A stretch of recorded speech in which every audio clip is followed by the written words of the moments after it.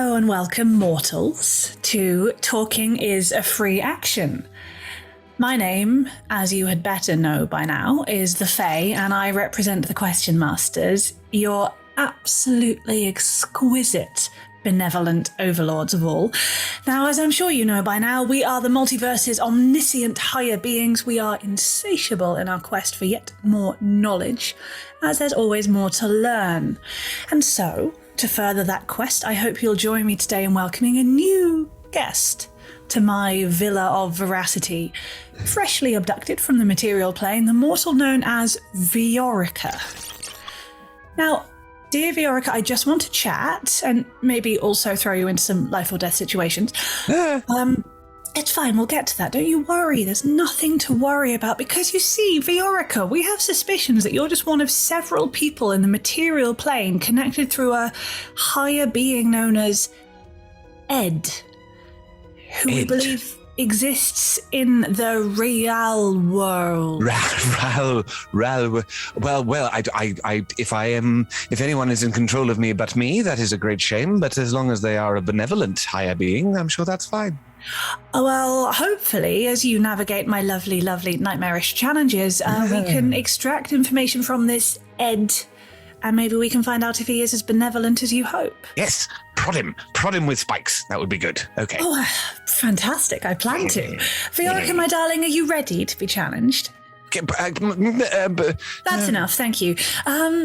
Before we begin, I have been provided with some people to thank, which I love. Okay. So much. It turns out that for some reason we have been generously sponsored by the entities known as Hero Forge, Ultra Pro, Phoenix Dice, and Alchemy RPG, and supported by Idle Champions, Warriors of Waterdeep, Neverwinter, Elderwood Academy, and D&D Beyond. Also, we have a particular place in our hearts for our audience members known as the D20 Club.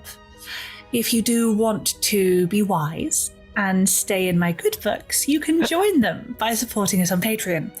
Now, if you can't join us in the Villa of Veracity live because you have your priorities entirely wrong, you can always listen on your favourite podcasting app by searching for Roll Together RPG.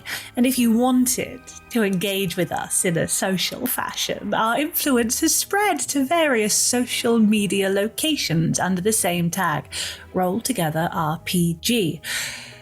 But that's quite enough of that. Viorica, the Villa of Veracity has summoned you. Over the next 57 minutes or so, you shall traverse the temple. Behind each door is a challenge to overcome, but remember, talking is a free action. At any point, if you decide you can't possibly bear to deal with the encounter, you can always opt to maybe contact this Ed and impart with some delicious knowledge and answer a question truthfully. Oh. Now don't worry. My powers to keep you will fade after precisely an hour, at which point you'll be safely deposited back at the exact moment you left, and you'll be able to forget this ever happened. Fine. Anything to say before we begin? I believe I was innocent. Do you? Most of the time, yes. Innocent of what, precisely? Everything. Curious. I'll bear that in mind when we get to your judgment. Okay. So, Viorica. Yes. You are in the foyer of my Villa of Veracity, and before you are a set of doors that are a beautiful blue lapis lazuli. Oh. Huge, shiny, cold to the touch. Do you enter? Yes, 100%. They're beautiful doors. Why should I not enter? You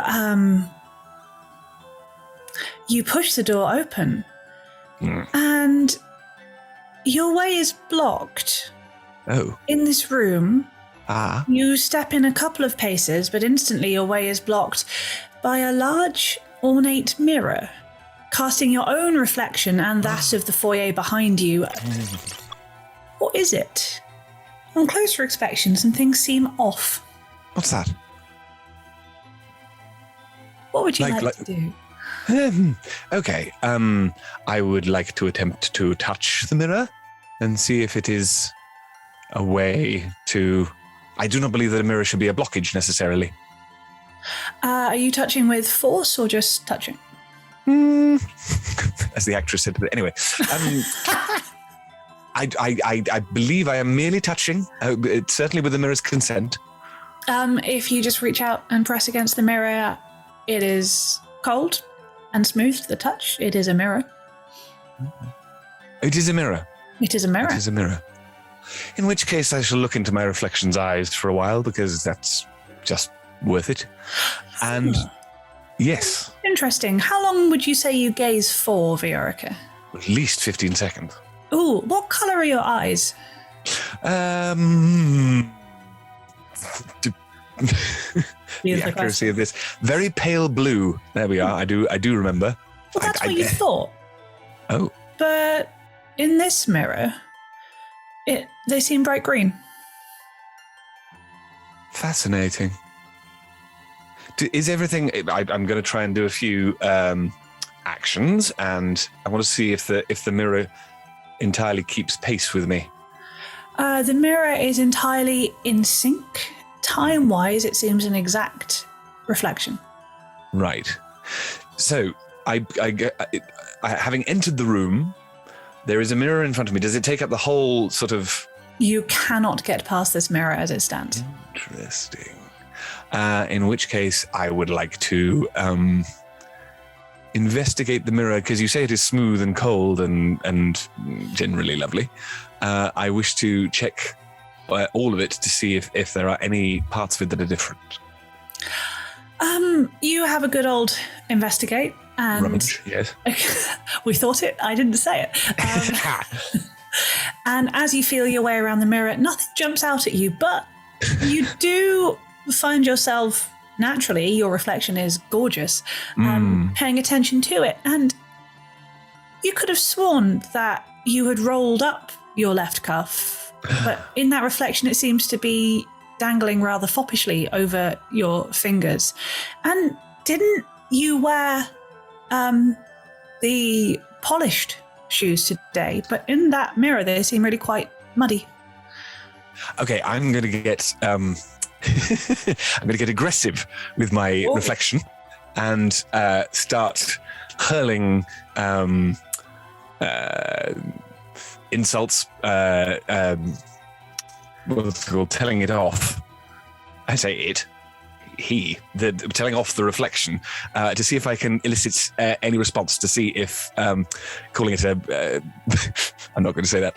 Calling it all the names under the sun will actually cause a reaction. I can't determine how well you succeed unless I know how good those insults are. So, Viorica, could you demonstrate, please? Now listen here, you dreadful foppish twat. I have no time for you. I have no time for your dress sense. I have no time for the key in which you delight to sing. Your eyes are green. That is the colour of moss. No one wants the colour of moss. They want to be the light blue of the sky, the air. And now, as I look at you further, you have muddy shoes. There is no reason to appear in front of someone as august as I am with muddy shoes, unless you have a very, very good reason to. And I'm going to look down and check that the shoes that I'm wearing are still the polished ones. Mm-hmm. I am wearing the best, only the best polished shoes. Even as an adventurer, I feel I have standards. You, sir, have no standards whatsoever. You have nothing to recommend yourself. And I will call you merely, which is what I was going to say, a cum-guzzling dog wanker. I was going to roll for it, but with that, there's no need. Excellent, first class. As this stream of invective pours into your reflection's ears, the mirror of Viorica's eyes fill with tears, and he just starts to whimper quite pitifully.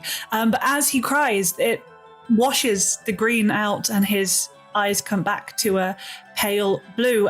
He, wailing, prestidigitates his shoes, and the mud is off. All that's left is that cuff. I think a little bit more shouting should get things right again. Don't you try this. Don't you try crying at me. That's what I used to try with my mother, and it did not work. It never worked. No, I could cry and bawl my eyes out for hours at a time, days, Ness, and I tried. Believe me, I tried. I tried to dry out my eyes, but no, Do not wail at me. You are not a child. You are an enormous beast of a man. There is no more of this wailing, sir. None. Sniffling, the mirror Viorica rolls his sleeve cuff back up to the beautifully crisp cuff that you have, and then I would say bow, but it's more of a cringe, kind of cringes and gestures, and as he gestures to one side, the mirror swings and the way is open to you, revealing a door on the other side of the room. Good. As you stand before the door, the Fae is next to you again, going, fascinating. I didn't know you had it in you. The last few guests I've had have been rather, well, nice and then apathetic. It's nice to see someone with a little bit of fire. If you are going to confront me with myself, I know how much I hate myself, and therefore the invective is easy. And also when I say hate, I merely mean I feel like I have had many things in my life go well, many things in my life go badly. What I have not done is dealt with them as I could have wished. That I dealt with exactly as I could have wished. Therefore, thank you for this challenge. Makes me feel righteous. Ooh, all responses noted, and I do like someone suitably grateful. Also, lovely little insight into some childhood trauma. We might, have to delve into that further. But for now, would you like to carry on feeling righteous and carry on exploring my villa? Yes, 100%. Fantastic. In the door you are standing in front of this time is remarkably small and humble looking. It is made of very warped wooden planks, nailed together well enough, but there are gaps in between where a breeze whistles through. You are sure that this door would creak when you push it. Do you push the door? No. At least not yet. I am going to search myself and sort of the room to see if there's any kind of oil or something which I might use to cease the squeak. You don't need to do that. It's sort of ambience.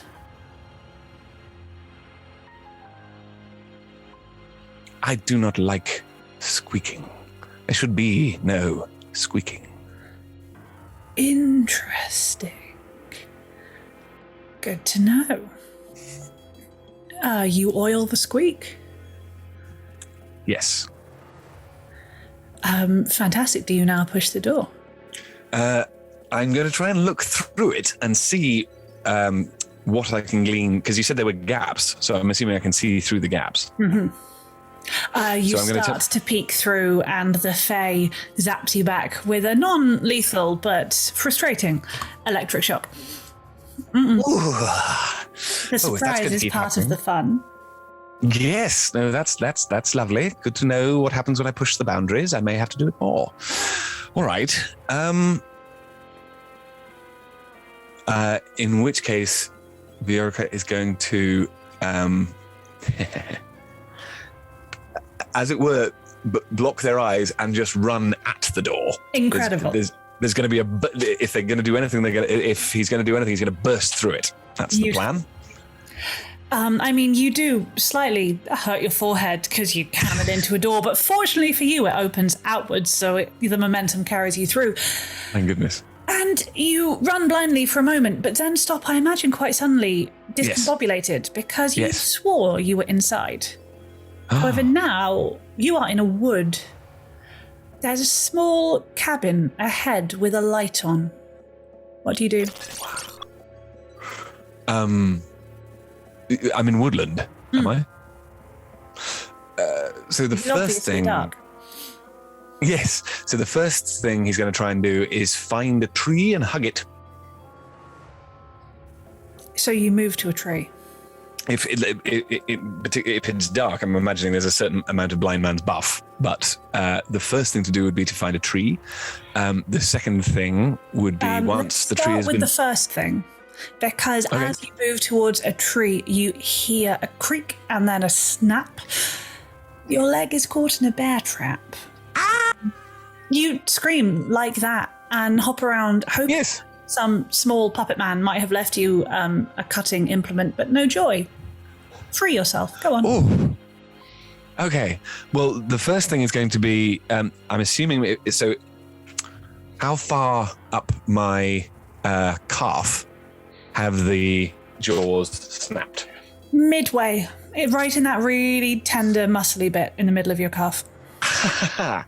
So, first I will try and get my, because I presume that because it's snapped on my calf, there will be a gap in between the teeth. Mm-hmm. So first fingers will be inserted in attempt to pull apart. Mm-hmm. I'm assuming that isn't going to work, but that is going to be the first thing that happens. Is Viorica very strong? Are you very strong? Then let's see. I will give you a chance because I am a beneficent and merciful question master. No. Thank you. Okay, I have to say, not surprising. So then I tried to go near a tree. I presume if there are trees around, there will be twigs, nay, sticks around as well. Many twigs and sticks of various sizes scatter the ground beneath you. Okay, so the plan is to try and get at least one twig or branch in between the jaws, and then once there's one, if I can try and twist the one to add another one which is slightly girthier, if you see what I mean, and then I'm hoping that I'll be able to keep doing that tactic to try and ease the thing open so that it can be, if not removed, then at least take some of the pressure off my leg. Very clever. Do you sing yourself a little song as you work? Oh my gosh, yes. No, this is in much the same way that Viorica, when he heals people, he sings them a lullaby while passing his hands over the affected area, and it's along the lines, particularly when he does it to himself, it has to be along the lines of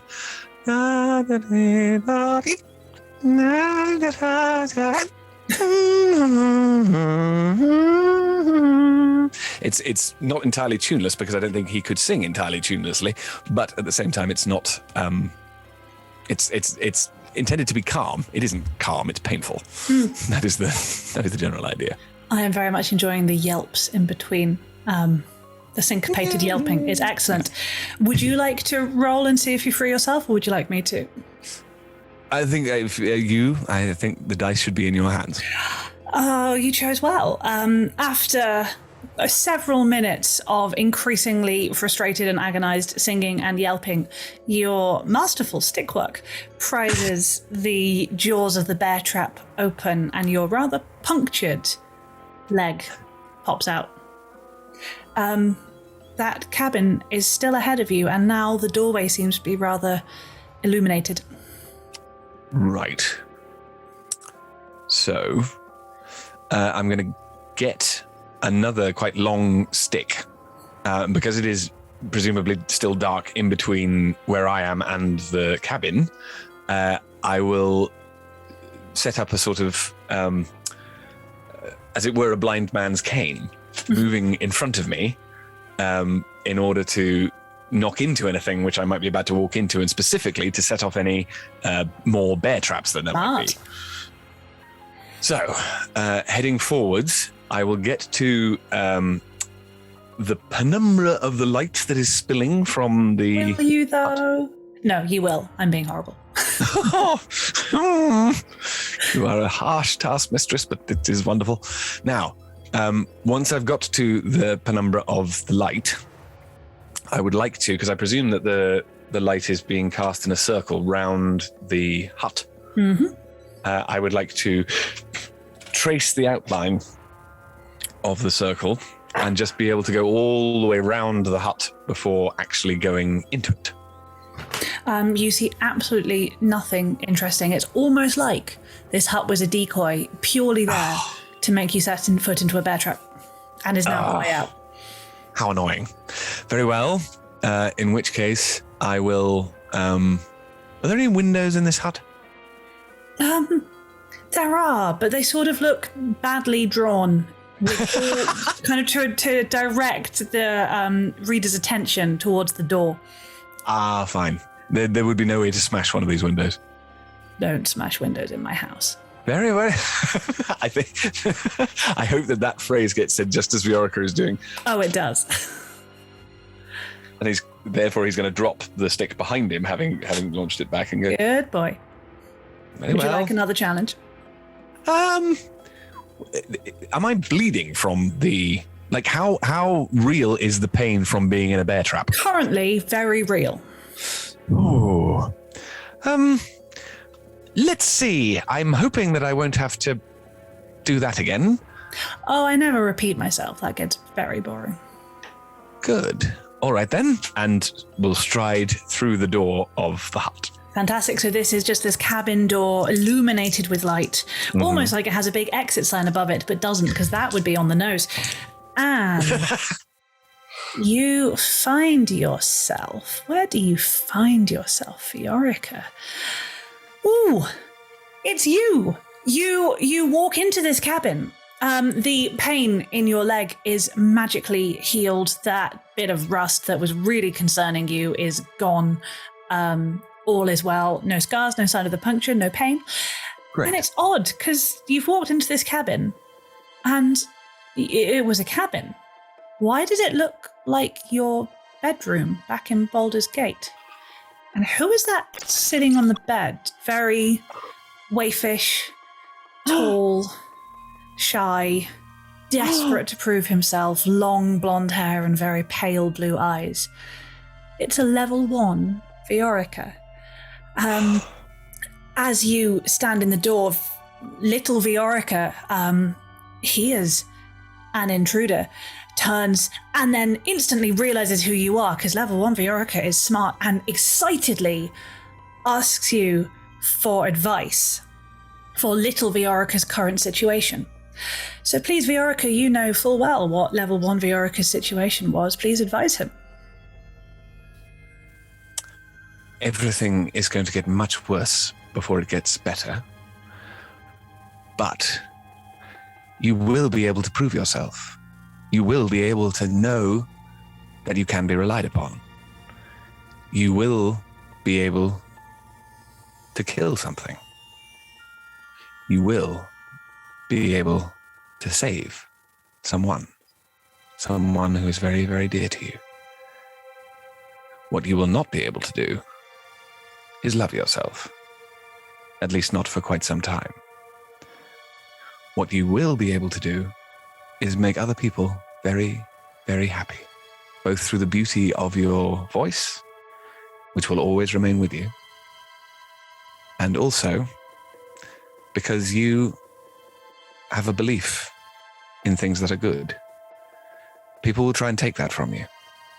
People will try and convince you that goodness is not the way to get anything that you want. But if you hold true and keep doing the right thing, everything will work out okay. What I must tell you is you are going to die. You are going to die and you are going to meet your Lord. You're going to meet your Lord and you will not know what to do or what to say or how to react. But whatever you do, whatever you say, and how you react are perfect. Because it means that I will be alive to be able to come and speak to you. And if I'm here, and if everything that I've done is what you are going to do, then you are a very lucky man. So just hold on and know that whilst your family is ridiculous, you are not. Remember that. And love the dawn. Little Viorica gazes into your eyes, awestruck at the majesty and wisdom of the man he grows into, and his eyes fill with tears, mirroring your own for a moment. And then he takes a deep breath and goes, "Thank you. That's very helpful, but I more meant the problem of Tharavel has stolen my sheet music for the gala tonight, and I don't know where he's at, and I do need it to give my very best performance for Mother. I know. If you do not give your best performance to Mother, what will happen? She may be disappointed. Do you think that will last forever? I don't want to find out. What do you think that she would prefer? Do you think that she would prefer that you made yourself unhappy because you don't have the sheet music? I think you know the sheet music. I think you know everything that you need to do already. But what you want is a life raft in the middle of this sea of worry, this sea of care, this sea of your family. And I think that what you will do is get up on that stage and deliver something which will be wonderful. Because you are very, very good. And whether you have the sheet music or not will not change that. And the whole point of doing this is so that your mother can see you being wonderful. Whether you get it right or not, whether you get it perfect or not, could not matter less. Oh, and also it's in the vase at the bottom of the stairs, which they don't think that you can get into. Oh. So if you want to find it, it's just there. You're so confident. Is Mother proud of us, me, you, where you are? I believe she is, but I don't know. Okay. I'm not able to talk to her now. So every time you get to speak to her, enjoy it and show her how much you love her, which I know you will do. But please do it as much as you possibly can. I'm going to practice. Do you want to duet? Of course. That would be perfect. Absolutely perfect. You sing. It is beautiful. Which of you do you think takes the higher part? Oh, definitely younger Viorica. I think that there's I can't remember. I don't know enough about opera, but there's the thing of the people who are tenors to start with, sort of, what's it called? Evolve into more. I can't remember what the thing is, but basically they go down a tiny bit, and it means that the older person takes that part, and the younger person has the sort of gymnastics bit, and that's very, very much the way that this happens. Is the elder Viorica supplies the it's not even bass, but just the bottom end power, and the fireworks are all done by young Viorica. Beautiful. So in this countertenor and treble duet, That's exactly, yes. you exactly. sing your hearts out, and then eventually turn to find the room melting away and the Fae just standing there. Gosh, that was different. You quite all right? Not that I care. No, of course not. Why should anyone care about me? You gave me the best and the worst thing you possibly could. You showed me how beautiful I was when I was that age, and I had no idea. All I could see was the negative. All I could see was how wrong I was, because people kept telling me that I was wrong. Now I see that it couldn't have mattered less. I was beautiful and I did beautiful things. You also you reminded me of how happy I was in that room with that view, and how very difficult everything has become, but also how much more control I have, and that is so much better. You're a mortal. I refuse to accept that mortals will make me feel things. So you go sit in that corner and think about what you've done, and I'm going to talk to Ed so that I can stop caring about you, because you're just here for my entertainment. Excellent. I will go and stretch myself out. You do that. Hi, Ed. Hello. Are you having fun? This is amazing. Good. This is absolutely fantastic. Viorica was the first one of my D&D characters who had feelings, I like to think. And we just explored lots of feelings, which I wasn't expecting. I thought I was going to be avoiding giant spiders and things like that, but no, I got to have all the feelings. That was really nice. Thank you. Yeah. I played with Viorica in one of my first long campaigns with Roll Together, and he has a very special place in my heart. Likewise. I then had to play with him as Ava, who didn't love Viorica, so pretending that I didn't love Viorica, it was very emotionally difficult. Well, I think this is the thing, because I think the how do you put it? The ending of I can't even remember what it was called. The Reaping of Golden Fields. Yes. Yeah. The ending of that was special because it felt as though it's not that the stakes weren't high, but it felt like we succeeded, and in more or less everything. But then Veracity getting their curse was the sort of, it was such a beautiful sting in the tail because it. Oh, so in Seekers of Elturel, that campaign. Sorry, that's what I mean. Yes, I knew that. I knew I hadn't got the thing right, but I couldn't remember what it was called. There have been a lot at this point. It's okay. A little bit, but it was such a beautiful sting in the tail because because I believe it was Viorica who persuaded the big bad that the Constance had been destroyed. And it felt like it didn't. I loved the fact that it worked, but it felt as though there was less of a cataclysmic battle because that had happened. And that therefore there was the slight air of kind of like, oh, well, we got away with that one, didn't we? And then when the sting in the tail came, it felt almost perfect because it meant that it wasn't like everything wasn't just tied up with a bow. It wasn't that thing of and they all lived happily ever after.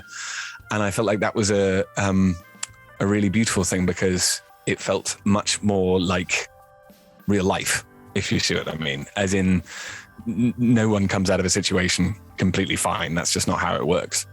But then when we both, Viorica and Veracity together, showed that that it doesn't matter if things go wrong. You know, it's that thing of if life gives you lemons, make lemonade. And I think I love the idea of Viorica and Veracity making, cheersing and making lemonade together. I think that really works.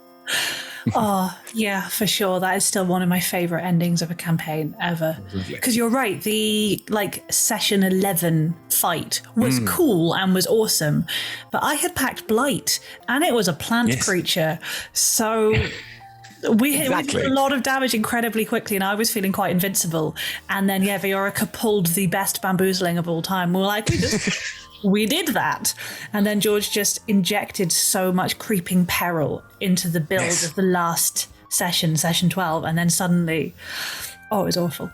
Well, that's the thing. And I think that's, that it feels like one of the features of Roll Together is, you can't ever afford to not watch all of the episodes. Because even though, if a final episode is just like, well, the big bad's been defeated and all of that kind of stuff, so this is just going to be a winding up episode, isn't it? Oh no, the DM's got something planned which just makes everything. It's not even that it's worse. It's just there's always a very good and interesting sting in the tail, which I think when we played. Are we allowed to go this much off topic? But when we played, I haven't asked a question yet. I love this. Please keep going. When we played the Screwed Mechanicals, your debut as a DM, you definitely got the creeping dread. You definitely got the big bad stuff, but also you got the because we did tie everything up at the end, but also it felt as though things could still move on. And that's another thing which I think Roll Together is very, very good at, is that whether or not all of the campaigns are linked, and depending on the wiki fandom, who knows, but I think that all the campaigns that I've been a part of feel as though the characters are still in the world and still carrying on. And that's why I love this idea of talking as a free action, because when I got told Viorica is taken immediately from where they are and then put into a new place, I thought, well, that's going to be fascinating because that's going to be, discombobulating in the worst possible way. But if Viorica has finally managed to become a proper adventurer, then he'd be able to deal with it. And that was really nice. Which does lead us to the question, where is Viorica right now? Where has the Fae pulled him from? Well, I think he would have gone back to... after the Reaping of Golden Fields, I think he would have gone back to my memory. The library, or the place where we started Seekers of Elturel. Oh gosh, Elturel. I can't remember. Elturel. It is Elturel. Okay, Yeah. yes. The Athenaeum. Yes, easy Elturel. enough. But it's because the lead up to the Reaping of Golden Fields was the sojourn into the astral plane, where he got kidnapped by mind flayers and everything got very edgelordy, which was. So you have a tentacle wrapped around your arm for a bit. Totally, and the tattoos everywhere. It was very much the Gothic phase of Viorica, which I thought was a very good contrast. Having been the opera diva when younger, there needed to be a sort of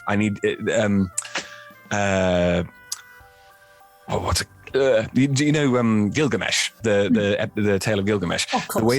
The way that it opens is with the words Sa Nakba Imuru, which is, as far as we know, the earliest phrase that has ever been written, and it is the one who looked into the abyss, which is exactly how I feel Viorica was after having come out of the astral plane and then tried to move on. All he could see for quite a long time was just the blackness that he'd been through. But then the Reaping of Golden Fields meant they came out the other side. So having experienced the darkness, I think the idea of retreating to somewhere that is,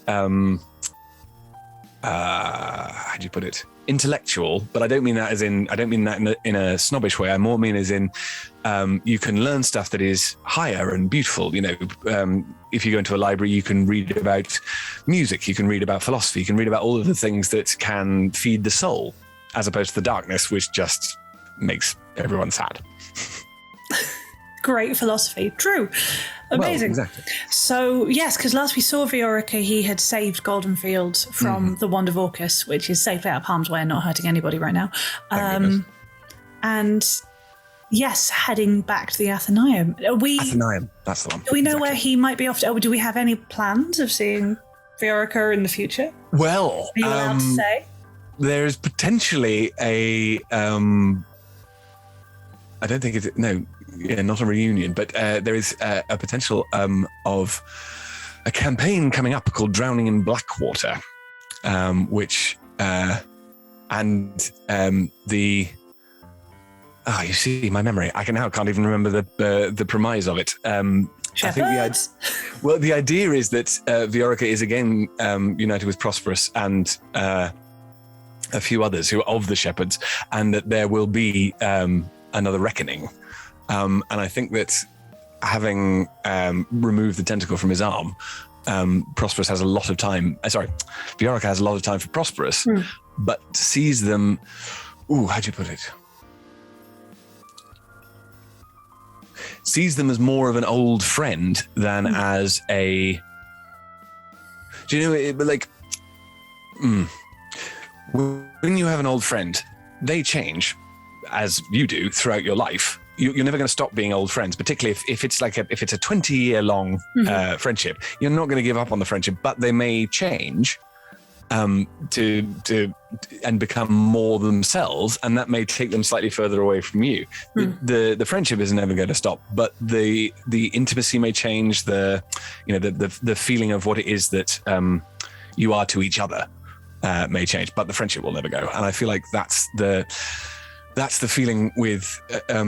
As opposed to Veracity, who feels like Viorica's soulmate, I think Prosperous is far more the sort of they believe in good in the same way that Viorica does, and therefore it is very good to work with them. Amazing. So does this mean you're leaving Veracity behind again? Is that what's happening? Well, the thing is that provided there is always the tiny mechanical blue butterfly, I feel like they're never really separated properly. And also, I think that when you have that close a bond, I think that if you spend all your time with each other, it could easily become codependent, if you see what I mean. You make an excellent point. So what you're saying is Veracity did the right thing in running away? No, because I don't think that the edgelordness was ever a good thing. But more, I think that as my Polish brother-in-law says, absence makes the heart grow thunder. And That's amazing. I love that man so deeply and completely. He's a wonderful, wonderful human. But yes, absence makes the heart grow fonder. And I think that the particularly as Veracity and Viorica are both, not intentionally necessarily, but they are both wanderers. And I think that therefore going off for a wander and then coming back again would be the way to keep the friendship fresh. Adorable. Shall I roll a dice? Shall we see what the question deities want us to talk about? Because that was delightful, but I can feel the spreadsheet frowning at me. That was... Oh, dear. Oh, no. Which character class do you think would make the best... it's Viorica, so let's say the best famous movie star. Oh, spectacular. Okay. Well, it would have to be something that was charisma based, certainly, because with a very high constitution, the thick skin would be necessary. And you see, because fighter immediately springs to mind. It's a question of whether, because I think the bard would definitely be the best for an opera diva.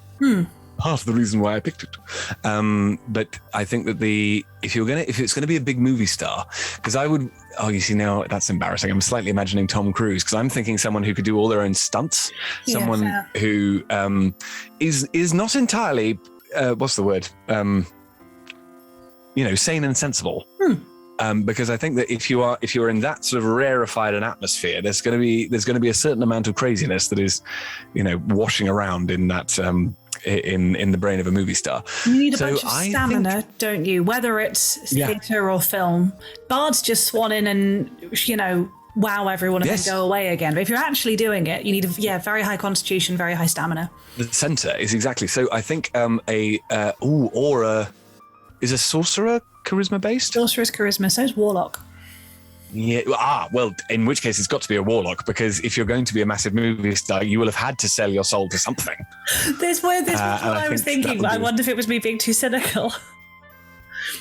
No, God, no. You do not become that big of a movie star without selling your soul somewhere along the way. Whether it's to Harvey Weinstein or whoever it is, you're going to have had to deal with some pretty dark people, I would suggest. And I think therefore a warlock. Well, the idea of I love the idea of a warlock who has sold their soul to the Fae, and then the Fae goes, in which case I will sprinkle fairy dust all over you, and you will become the most famous. I'd say, I think a warlock with high constitution, I think, would be the best movie star. That's awesome. Fantastic. That may have to be the character I next play. Yeah, right. I'll fight you for it. Okay. Actually, no, you can have it. I'm just finishing playing a warlock. And she's very upset. I've had my fill of warlocks for a while. Interesting. Well, because I was going to say I've never played a warlock, not in a. I'm in the middle of playing a home game with one, but the problem is that is sort of our own take on Harry Potter, and I'm really enjoying playing Harry Potter as like a normal teenager. Because that's how we're playing it, and I feel like it makes so much more sense, and it's so much fun. That does sound great. But yes, potentially next time, roll together. Warlocks are amazing. Ava's my first sustained warlock. I've dabbled for home games, but the first time I properly played one is Ava, and the power. It's fun. Absolutely. As long as you resign yourselves that quite often the best thing to do is Eldritch Blast. As long as you just come to terms with that, then it's great. That sounds to me, because the thing is, I've always been more of a tank than a spellcaster, just because I can never remember all the spells I have. But as I remember, warlocks are very light on the number of spells that they have. 3 spell slots at like level 14. It's unreasonable. Dear God. But the fact is, you have Eldritch Blast. Special presence that you can just use as well. Exactly. That's what I mean. You see, I think that's what I need, is I need to not end up. I think the only spellcaster I dislike being is a wizard, because then you have to remember all of the spells that you've got and which one's useful to use at the time. Whereas if you're a warlock, it's like blast or whatever the other things are, but those can be easily kept in the mind. Yeah, amazing. That works. Are you ready to head back into the Villa of Veracity? Yes. Viorica, did you have a nice sit down? It was not the best I had. I needed a chaise longue, but luckily, unfortunately, rather, there wasn't one, so I just stretched. I did wonder what you were doing. I was having a very enjoyable eavesdrop on your higher being, Ed. I apparently need to start making some pacts. Oh, no. If they wish to sell their soul, very well. I do think it's dangerous, however, even for such a beautiful mistress as you. It was for eternal fame, glory, and being absolute top of a performance career. That's not something you'd be interested in, is it? How do I do this? You sign me your autograph and promise to do it, and I'll make you very famous. It's desperately tempting. Good. Maybe not right now. We'll revisit after another couple of nightmare chambers. I mean, rooms. Okay. Shall we? Shall we continue? Please. Okay. You stand before a new door. You turn, and just before you push, you see a chaise longue appear out of nowhere, and the Fae drape herself on it, just to be annoying. Oh, God damn it all, woman. This is too much. This is... Noted that this is the level which breaks you. These doors are ferociously heavy. They are made of stone. You fear for your ability to ever push them open, but they are magnificently pointed and balanced, and actually just the lightest touch, they swing open. Would you like to know what you see? Yes. Good. Right answer. What do you see? It's a very good question, Viorica. I was on the question page, not the reading Unfortunately. page. Oh dear. You enter a small hut with a thatched roof.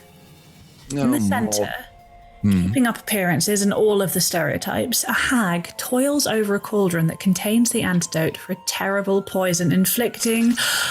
Well, given what you've just said, I think it's inflicting veracity. Oh, dear God. So yes, inflicting a terrible disease upon her. Yes, what do you do? The hag is over the cauldron, brewing it up.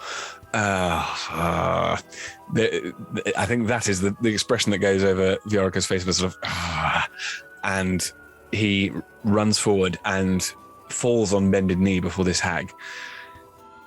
I believe you are creating an antidote to a disease that is afflicting a dear, dear friend of mine. I would be willing to sacrifice anything in order that I might have that antidote. What would you need me to sacrifice? Anything at all. Yes. I don't want your money. I don't want your performances. I want your most precious thing. What have you got for me?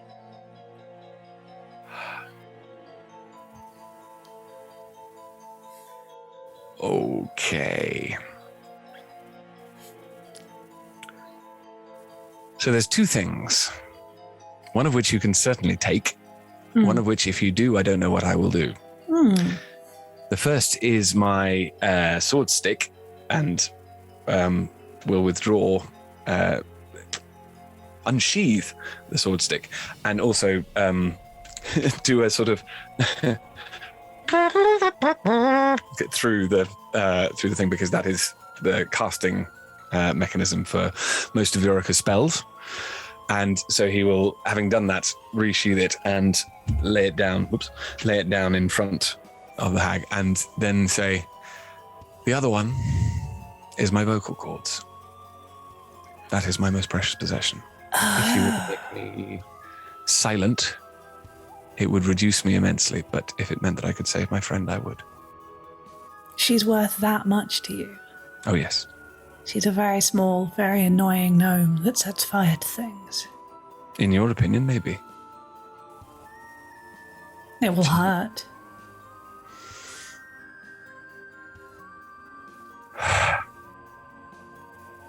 Do it. Do you have a sword in that sword cane of yours? Yes. She will take it. She will open up. And rather than coming from the outside, she will reach down your throat with the sword. It bends and shimmers and glides down. And with a really sharp, quick, surgical flick, she cuts, she pulls, the sword emerges, and you see the strips of red cords dangling. Your voice is gone. You have given it away.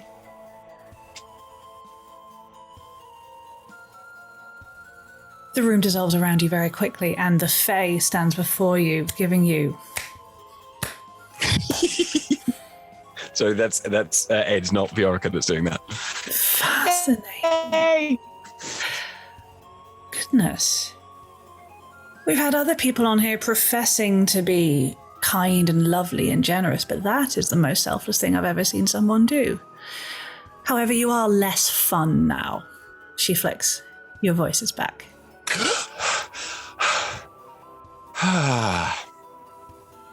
A silent Viorica would have been a difficult thing indeed. But I would have been fascinated to see how it would I have did promise that I'd return you back unharmed, so I'd only be depriving myself of your voice, and where's the fun in that? However you wish the voice to be used, it shall be. You are very compliant. This is interesting. Would you like, one more room? If it's going to get worse, yes, I do. Bring it on. You only lost your voice, your dignity. What? Sword cane, everything. I mean, really, it's like being an actor. But you got a tiny, tiny misspelled credit. Exactly.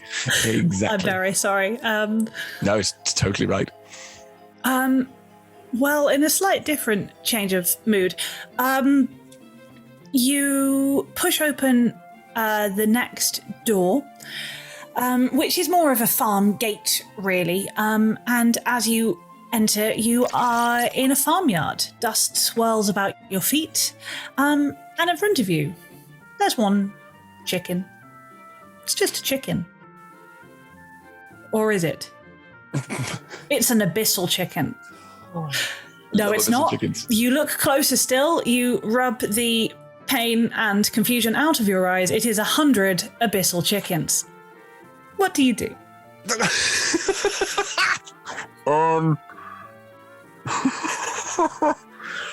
So Viorica is going to launch into the best impression he can.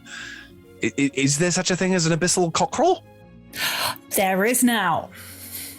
So, oh my God. So there's going to be the most enormous attempt by Viorica to do an impersonation of an abyssal cockerel to try and draw the abyssal chickens to him. Mm-hmm. Oh God, hang on. I used to be able to do this. I'm not sure if I can anymore.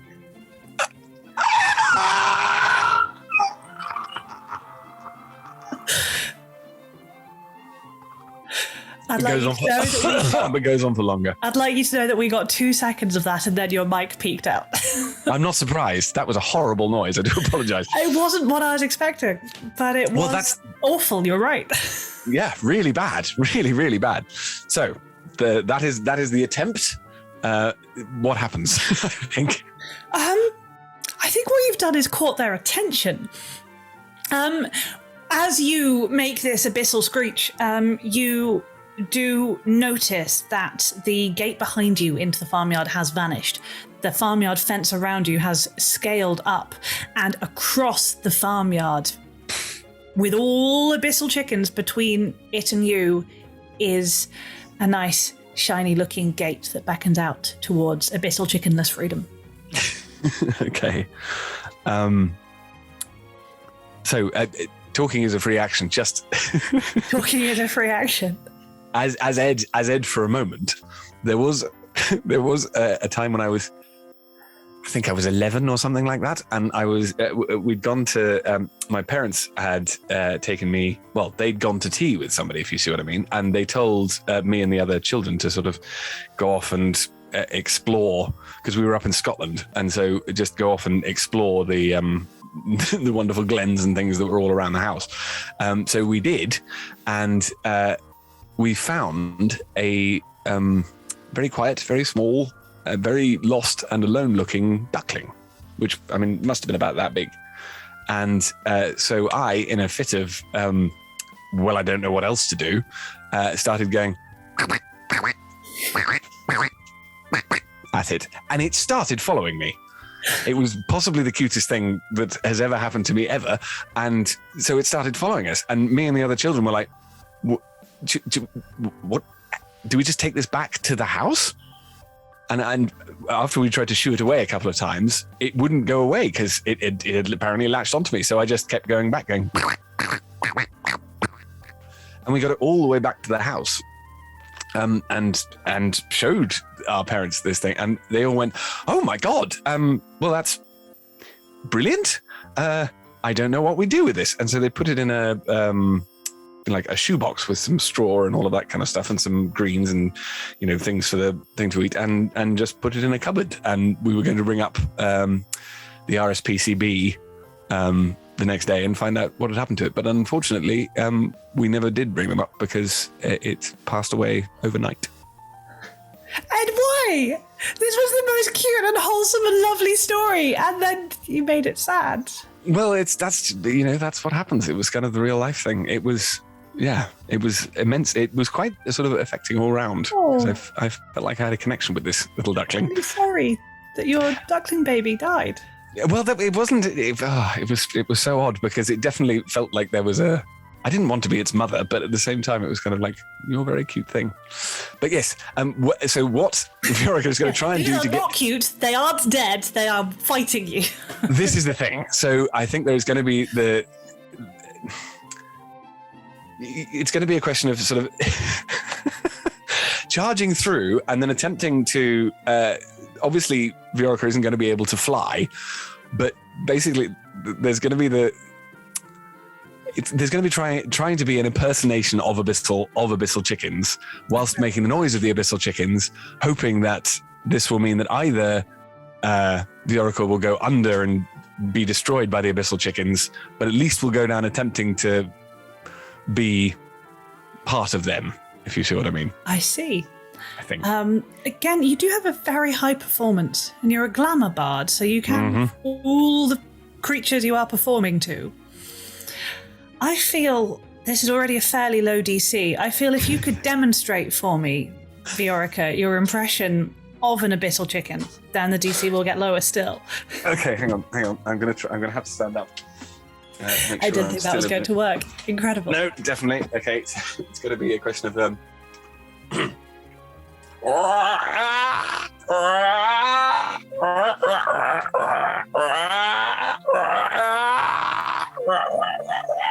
It's going to be something along those lines, and pecking and scratching and things like that. Magnificent. You do that. Yes. Lots. And the abyssal chickens are, if you've ever seen a baffled chicken, these chickens are baffled. Perfect. They thought you were an incredibly tall, foppish bard, and now you're clearly just a very featherless chicken from the abyss. Very bold chicken, yes. So you leave your dignity behind you and screech your way through the farmyard and make it, panting, to the gate. Do you open and pass through? Yes. I don't want to be an abyssal chicken forever. That would be too much. You power through, you slam the gate behind you and press your back against it, breathing heavily. And the Fae is there with a cocked eyebrow.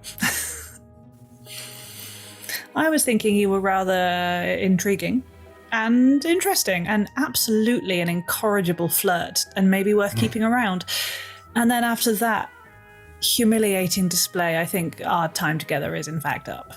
Very well. I thought that, it's not the most humiliating thing that I've done. Interesting. You'll have to come back and tell me more about that. I would love to. Well, I've just been delivered this sending that I have to read out to to the peasants, so bear with me one moment, Viorica, darling.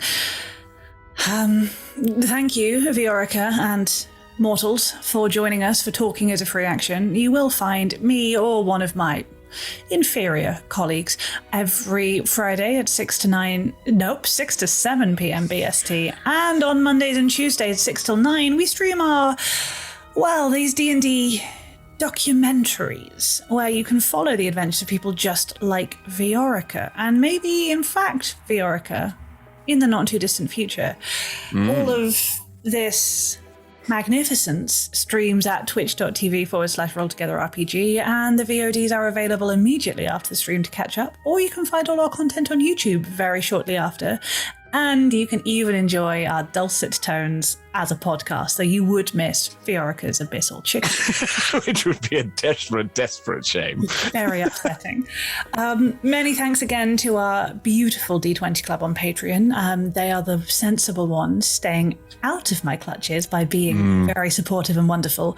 If you would like to join them and safeguard your livers, you can join us from as little as one of your local currencies per month. Thank you again to all of those wonderful sponsors and supporters. Viorica, darling, you may now enter the final portal and return from whence you came, but as you go, any final words? Only that I have nothing to declare but my genius. And your innocence, let's not forget that. That was a much better word to use. I couldn't think of anything. Innocence. Innocence is all I have to declare. Right. Well, underwhelming as always, that was Viorica. Thank you, and good night. Good night.